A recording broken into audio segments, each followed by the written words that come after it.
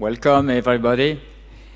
C'est avec un très grand plaisir, mais aussi aujourd'hui une pointe d'émotion, que je vous accueille pour cette nouvelle édition des journées de l'IDAT, des journées internationales de l'IDAT, qui sont devenues le DigiWorld Summit.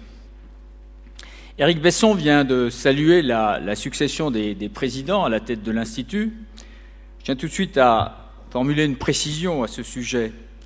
Je suis devenu président de l'IDAT en 2000, peu avant l'éclatement de la bulle de l'Internet. Je quitte cette fonction au moment de la crise de l'euro. Je tiens à souligner qu'il n'y a pas de lien de cause à effet. Depuis le début de ce siècle, nos économies, nos industries ont été confrontées à la succession des bouleversements entraînés par la convergence de l'ensemble des technologies autour de l'IP. Un formidable défi, mais ce sont de formidables opportunités.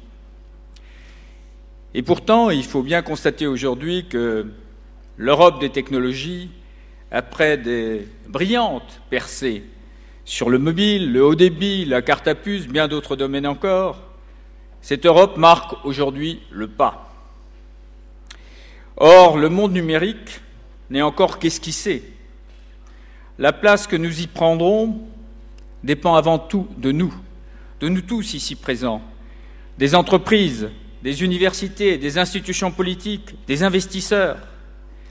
Elle dépend de notre capacité à développer ensemble une vision de l'avenir, à imaginer les moyens de réaliser cette vision, à être ambitieux et réaliste.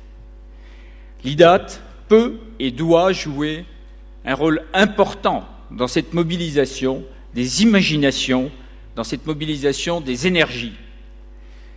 C'est le sens du projet de DigiWorld Institute que nous avons construit ensemble avec Yves Gassot et son équipe depuis 1 an.